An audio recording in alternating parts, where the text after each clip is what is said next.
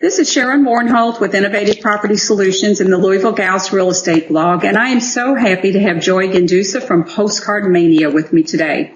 Joy is the CEO and the founder of this phenomenal company that she started in Clearwater, Florida in 1998. One thing that I love about Joy's story is that she started her business from her home with a computer and a telephone and really not a lot of money, which is what most of us in the real estate business have done. And now today, PostcardMania is a multi-million-dollar business and is the fastest growing direct mail postcard marketing company in the nation. Joy has been featured by a number of major publications and has won a number of awards, and we could probably do a whole interview just on that. It's great to have you here today, Joy. Thank you. I'm really happy to be here, and I noticed you started in 1998 as well. Mm-hmm. I did. So it's been a trip, hasn't it? Yes, it has. It's been it's been a very fast, 14 years, right? It has. So how does someone go from where you started to having a multi-million-dollar company like PostcardMania? Oh, goodness. I probably didn't think to myself, I'm going to have a multi-million-dollar company. Like I couldn't see, 3 weeks ahead of me in the beginning. It was kind of like just working really hard. I just had one stable thing that I operated off of, and that was if I wasn't growing, I was shrinking. Mm-hmm. So nothing stays the same, even if it's slight, like if you're saying, oh, I flatlined, you're doing a little bit better or you're doing a little bit worse. Nothing stays the same. So I'm big on, that was sort of the thing that I operated off of. Okay. I remember back when I started my business, and the first business I had was a home inspection business, and I started that in 1991. And it was just a different time. It was before all of the seller disclosure laws.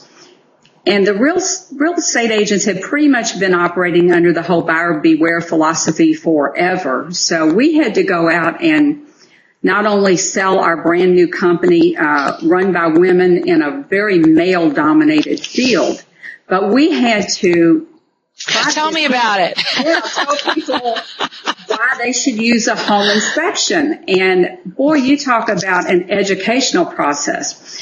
But I know that you had a similar but different experience because you had you didn't have much capital, and you pretty much had to train your people to pay you before they got the job going, and you had to tell them to use your company. So that was quite a challenge too.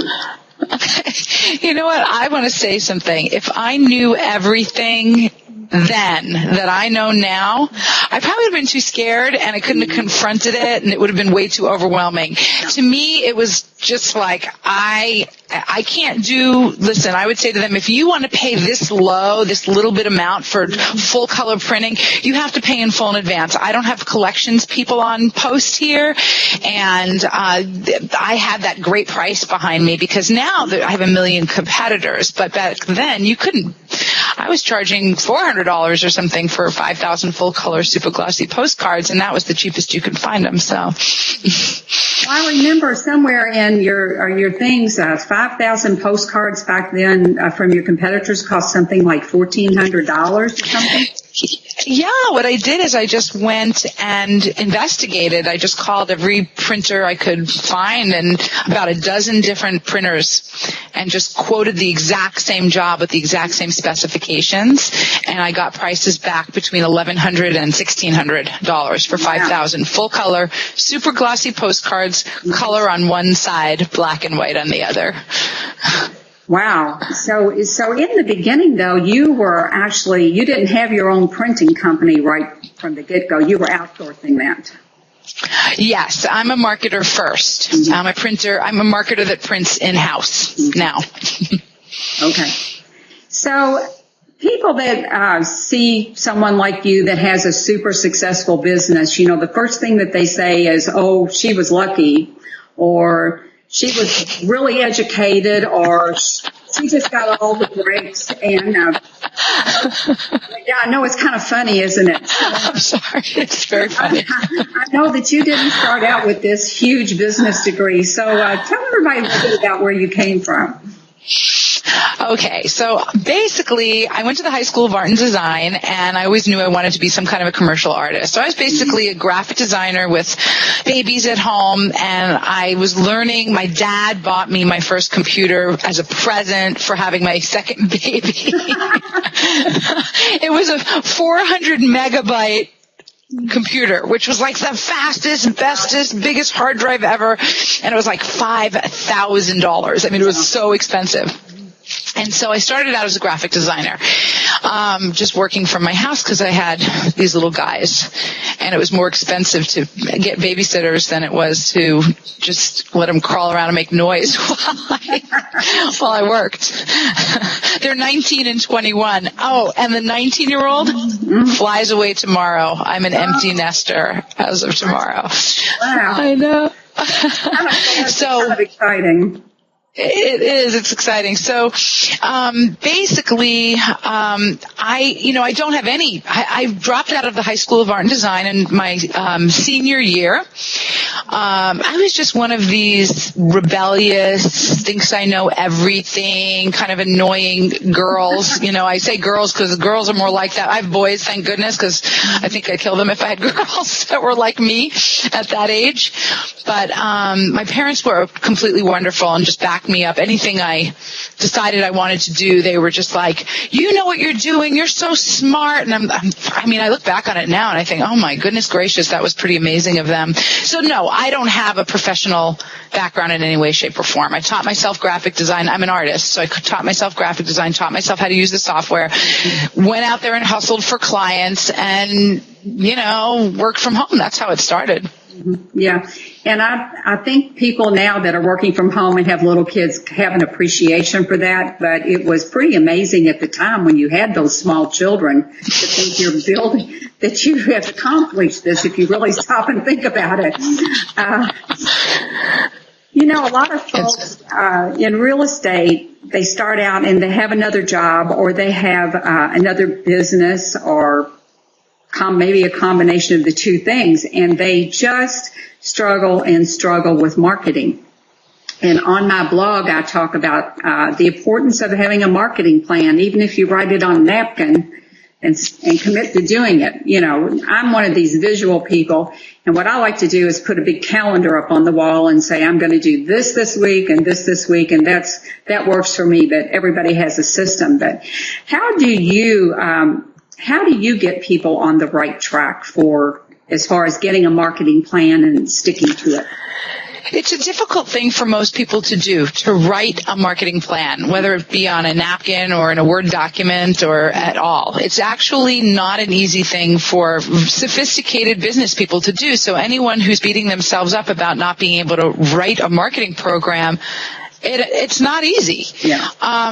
So you want to start. I like to give people stable pieces of information that they can operate off of, like a staple. So one thing is any marketing is better than no marketing at all. Mm-hmm. So if you can decide like 3 things that you can do, okay, you can get some postcards printed, you can write some emails, and get some, when I do a speaking engagement, I ask everybody, who here has a constant contact, account or an eye contact account or monkey chimp or whatever that thing is, chimp mail.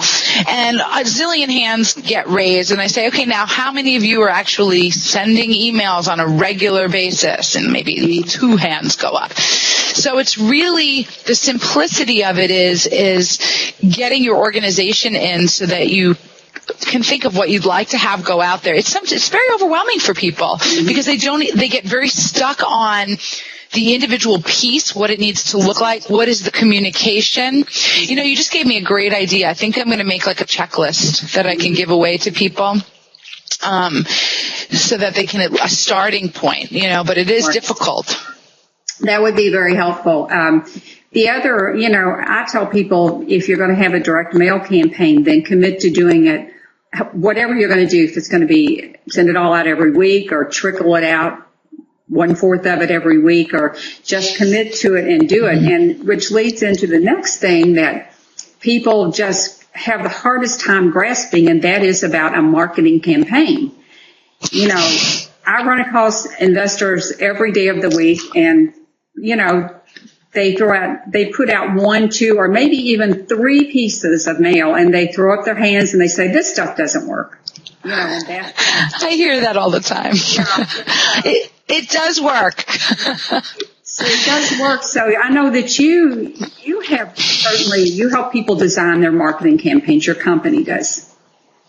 Mm-hmm. We do. And the thing is we'll work with anybody within any budget, but we do a minimum of 5,000 pieces. We do sell 2,500 pieces, but honestly, it's a numbers game and it's a consistency game, and you will get to a point where you'll be able to evaluate how many pieces it takes for you to get how many phone calls, for you to get how many viable leads, and what's your closed percent based on how many good properties actually, you know, come over the phone to you to look at, and you find out what your particular formula is for your location, and that's also based on how many competitors there are and how many people are actively marketing. Right. So there's all these variables that happen in everybody's area, but we can help you at least start and get something going so that you can reap the benefits of that outflow.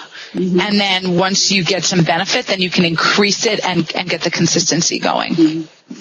I ran across a statistic a few years ago that said for real estate investors, 85% of their deals will come at the 5th contact or beyond. Interesting. Yeah, when I do direct mail, I try to mail monthly. You know, I have a very niche markets, and I really try to stay on top of it because I know it's just so important. And I guess that's what I was kind of getting at when I was talking about maybe marketing plan wasn't even the right term, but to write down what you're going to do, what your goals are, and just go with whatever little bits you decide to do, to commit to doing it and doing it on a regular basis. Yeah, that's probably like a pre-marketing plan, just to get it rolling so that you stick to what you're doing. You don't give up so fast because it didn't work the first time. Think about how often you need to see.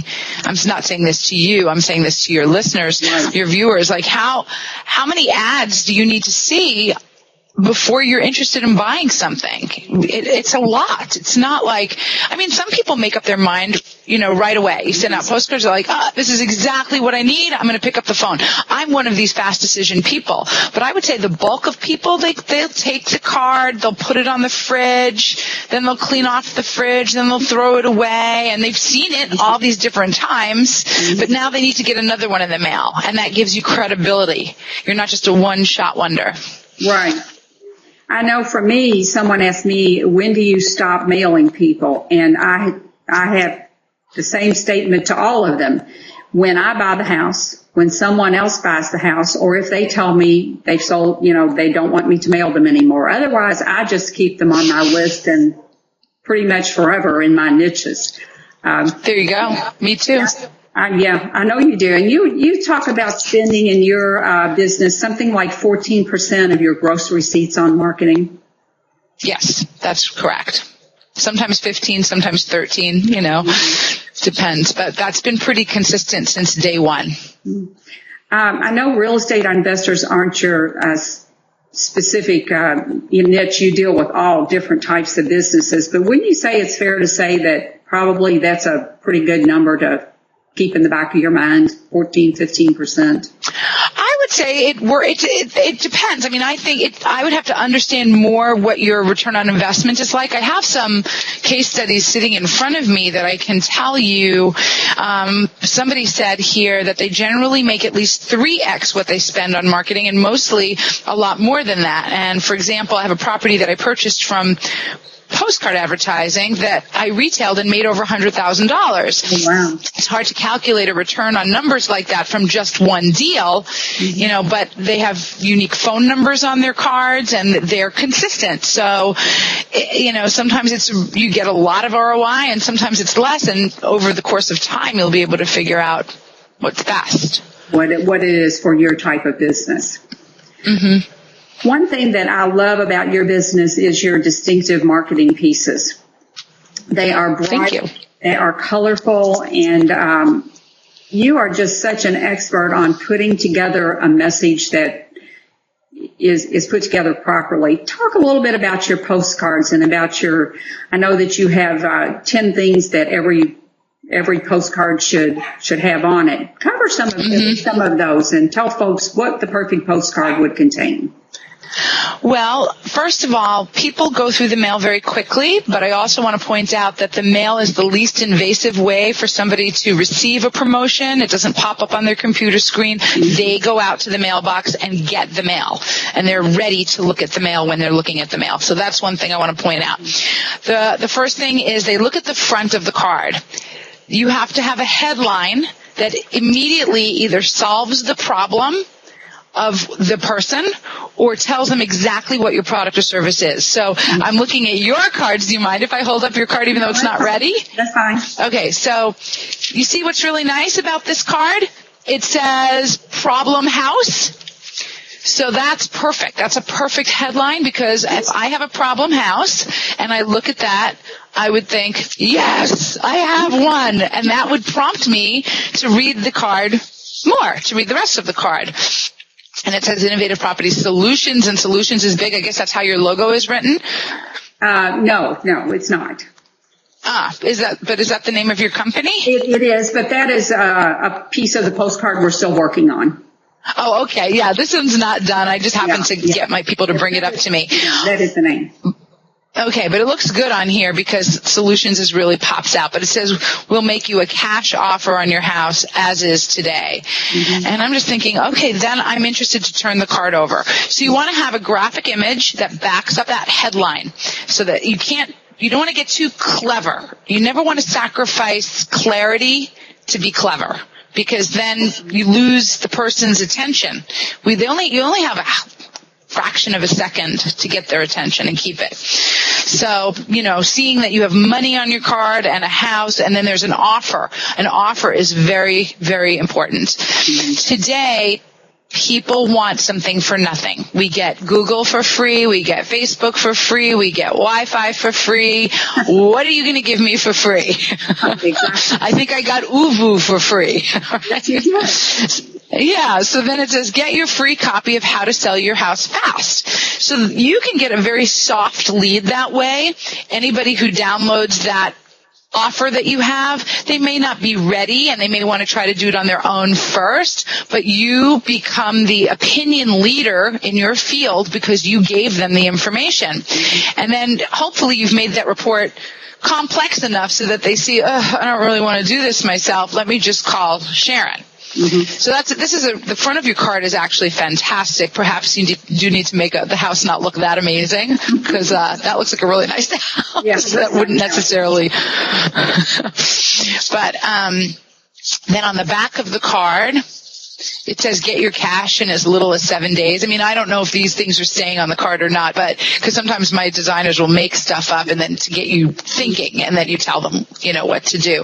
But it has a return address because you definitely want your bad addresses to come back so you don't waste your postage on them the next time.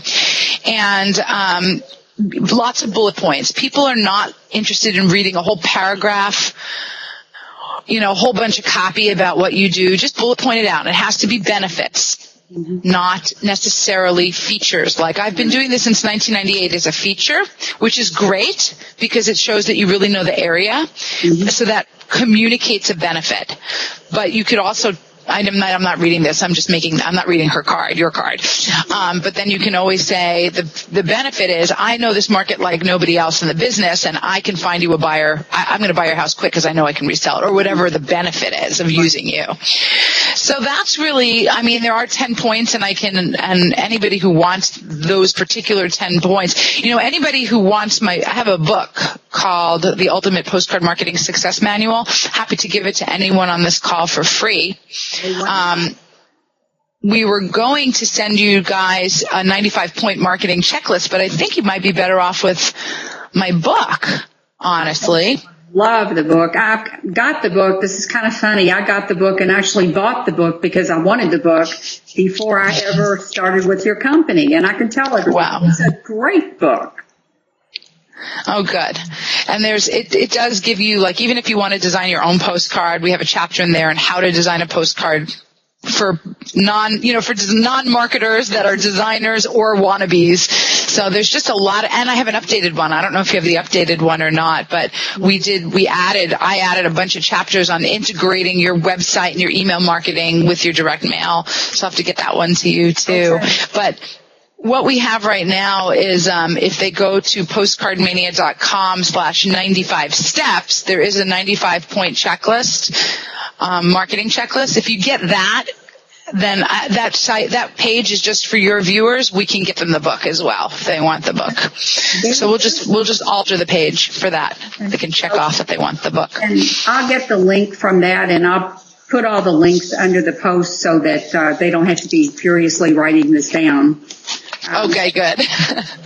I know you had on your top 3 mistakes, we've talked about people just give up too soon. They just don't know that this is a long-term game. They don't communicate clearly. And if you're not a copywriter, that's sometimes hard for real estate investors, and I'm sure for everyone to do. So it's good if you use someone that can help you to communicate your vision. And then your target market is all wrong. That is so interesting because I concentrate on niche markets, and I'm very clear on who I market to, but I do see people all the time that I'm going to market the whole city, and whoever wants to sell a house quickly, they're going to call me, and that is just a formula that you're just going to lose for sure. So list building service or lists also. Yeah, we can help you buy lists. You can also get lists free a lot of times from your title companies. But I don't know specifically what an investor is necessarily looking for. I guess you want to find a house that doesn't have a gigantic mortgage on it. I mean, I assume that there's a way to kind of narrow down, like, because I know we can get that data, a certain aged house, maybe the owner doesn't live there, that kind of thing.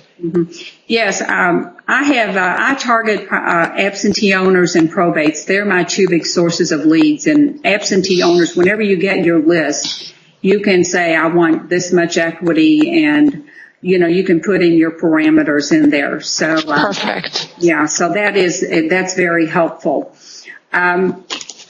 Now, on the other thing that I wanted people to know about your company that I think is just wonderful is that you teach people how to market. You have tons of articles, blog posts, you have your book, of course, and then if they're still wondering about this whole postcard marketing thing, they can get a packet of sample postcards. Being a small business owner myself, I mean, now, I'm still considered a small business owner, even though I have like 200 staff, but I learned everything reading, going to Barnes and Noble, finding books, sitting there with my cup of coffee before you could get online and do it. And I realized there was nothing online to educate people, and that business owners generally were good at a particular thing. They knew how to do that deal, or they knew how to fix somebody's teeth, or they knew how to do beautiful floral arrangements, but they didn't know how to market their business. So everything that I learned, I published online. I like to say I was the first to publish all these free articles online. I probably wasn't. Probably a bunch of us were doing it at the same time, but I couldn't find anything, so that's why I started publishing. And do you remember, maybe you wouldn't know this because you sound like you're from the South. Where are you at, Sharon? I'm in Kentucky. Kentucky. Yeah, Louisville gal. Well, there was East Coast Northern men's clothing store called Sims. Did you guys ever have Sims? I don't think so. Well, Cy Sims, he had this great line: "An educated consumer is our best customer." Absolutely. And I thought, that is brilliant. He trademarked that line, but I love that line. I know, smart guy. I love that line because it's true. If you understand marketing, you're going to be a much better customer for me because you'll understand why I want to do certain things. I never want somebody to give all their money to my company and say, do it for me, make it work, and just pray and cross their fingers. I want them to have a part in it and understand what we're doing, so that they have some causation there, and they're not just effect. I've heard so many people, I hired this marketer, I gave him all this money, and it was like flushing it down the toilet. Well, bad on you. So you get it. Yeah. Yeah, I've spent a good bit of time going through everything on your site, and there's just so much there. It takes quite a while to learn it all, to read it all. It's 5,000 pages. Oh, my God. 5,000. I knew that was a lot. Because we keep adding to it. Well, and that's good because everybody has different needs and everybody's at different levels. So yeah. I did notice you have some advanced things on there. So, I'm going to spend some time on there when I get a minute, but you'll like this story. I write articles for a couple of sites, and I was going through some of the things they had on the site. And one of the articles said, foreclosures are declining and real estate investors are going to be forced back to old school marketing methods like direct mail. And I just thought that was hysterical because most of us that understand it, we never quit it. We knew one day foreclosures were going to go away, but some of these fellas just thought, I don't have to market anymore. So they just quit. Unbelievable. It's the guys who make it, when it's like right now, there's going to be a ton of people becoming real estate investors right now because prices are so low but it's the guys who, that's how they were mortgage brokers coming out of the woodwork. The taxi cab drivers were mortgage brokers and everybody was a mortgage broker. And then they went back to their other job, driving a taxi or whatever it was that they were doing prior. And that's kind of what happens in these real estate booms and dips and that kind of thing. But yeah, the guys who stick it out and stay a realtor and an investor all the way through, they know that they need to do direct mail and they need to use the old-fashioned marketing method of direct mail. I thought that was so funny. So do you have some tips that you would like to leave with people? The market's always changing. I don't care what business you're in. It changes from year to year. Going forward in the next 12 months, what do you see are the challenges and some tips that people could have to market their businesses? I think that it's important that they understand that they need an integrated marketing approach, that they need not just postcards or not just email or not just going on Facebook or having a website, or they need to understand how all the pieces fit together. And it doesn't have to be ridiculously expensive. I mean, you can have a 3-page website it's mostly a blog where you're putting your houses up. You can, it's free to have Facebook is free. You can have you just have to get your likes and get people connecting with you. It doesn't have to be ridiculously expensive. It just has to be consistent, and you need to have them work together. I went to your blog and I said, this is nice. This looks really nice. I found your picture. I said, she looks nice. I wanted, it looks professional. So you want to make sure you look professional. You don't have to look too slick in your industry, which is great. So you can do your own designs as long as you are creating want and you're getting the person to respond. It doesn't have to look. I've seen some cards. I've got some here that are, what did I do with them? I can show you that let's see. I can show you. This is some successful customer of ours. He just says I was devastated when I found out you threw away my last postcard. So you see this person is doing, it's the typical, can you see it? Yeah, we buy houses. They're not super sophisticated looking designs, but they communicate easily. So I think it's really the persistence and the consistency. You can do, there's a great viral video, a speech that Arnold Schwarzenegger gave, and I just put it on my Facebook. So if you friend me on Facebook, Joy Gendusa, it's fantastic. I'll put it on my PostcardMania page too, but it's a 3-minute speech about you can do anything, and it just takes working harder than everyone else. Well, and that is the truth. You just got to work harder, work smarter, and keep at it, I think. Persistence. I thank you so much for taking the time to come on today. I love your business, and I know other people love your business. In fact, I've been doing direct mail for 20 years, and I can't figure out how for the life of me I didn't know about your company. I know, we market like crazy. It is crazy. So I'm going to do my part here and get the word out, and thank you so much, and I look forward to getting my postcard finished and changing it up here at my company. Awesome. And you know what? You can email me. Like, I can look at your postcard if you want my 2 cents. You can just jump to the top of the org board and I'll help you personally. My pleasure. Cool. Well, thank you, Joy. And like I said, Joy's I'm going to put all of Joy's links on the blog, and if you click through, she's going to have a link where you can click through and ultimately get her book. And it was 95 tips. Is that what it was, Joy? Or? Yeah, it's a 95-point marketing checklist that takes you from beginner to advanced, just things you should know. There are some resources in there. It's like if you understand all this, then you're good. Okay. You could learn. Good deal. I can't wait to get that myself. So I'll be sure and put all of those links. And thanks to Joy for hanging out with us today. My pleasure. Thank you.